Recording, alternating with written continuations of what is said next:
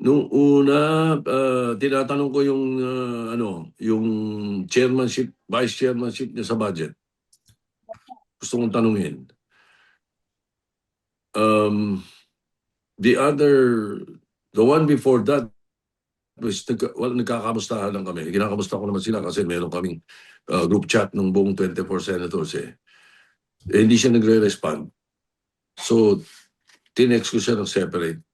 Nangangamusta lang ako kasi nung isang araw, hindi naman isang araw, mga 2 months ago, si Shara was with Nancy De La Rosa at nasa Jensen sila.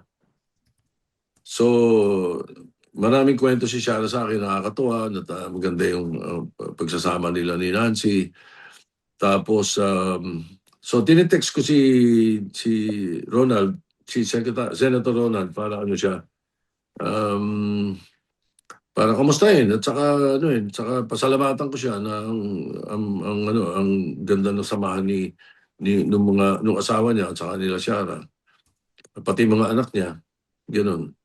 Yun, ganun yung mga text ko. Mga 2 or 3 times kaming, 3 times ako nag-text sa kanya. Pero I never received any reply. Last sir yan, late last year, no? Yung last text niya is 2 months ago. Tama ba, sir?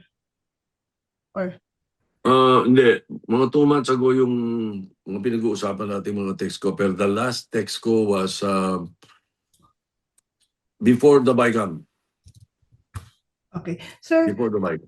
since medyo matagal na din sir siyang wala sir kayong, hindi talaga kayo nag-inquire kung ano yung plano niya dun sa sa attendance niya, sa mga trabaho niya, like halimbawa in chairmanship niya, yung other tasks niya, or satisfied na kayo na for as long as na gagawa niya kahit offline or online yung mga submissions?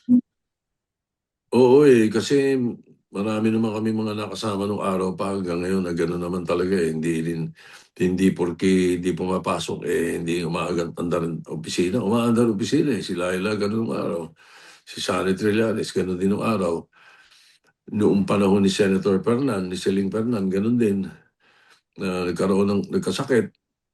Tapos tuloy pa rin ang opisina niya. Tuloy pa rin yung mga pinapadalang mga perspective on different bills that we were discussing or opinions.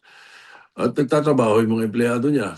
Sir, yung sa case nila, Gano'n naman sila eh. Gano'n naman. Kay Senator De La Rosa, gano'n. Umaandar ang opisina niya.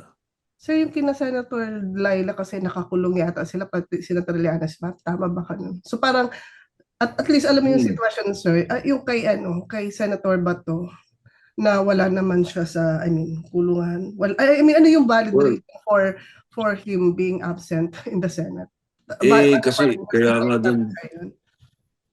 yan na, to each his own. Ganun eh. Ganun yung, ayaw niya pumasok eh. Pero umaandar yung opisina niya ano rin yan, nakakalungkot sa kanya sapagkat nung una, nung pinag-uusapan namin, gusto niyang gayahin yung record ko na walang absent sana eh. Ngayon, puro absent ang inabot niya. Wala kaming magagawa doon. Thank you, sir. Ito lang, the only time na mapipilit namin pumasok ang isang senador is kung kailangan ang boto niya. Okay? Ganito, merong sa rules namin na kapag merong botohan at importante ang boto mo or importante na pabotohin lahat or kakapusin or sosobra ang boto ng iba, pwedeng imando ng Senate President na kunin, arestuhin yung senador at papuntahin sa Senate para bumoto. Merong ganun.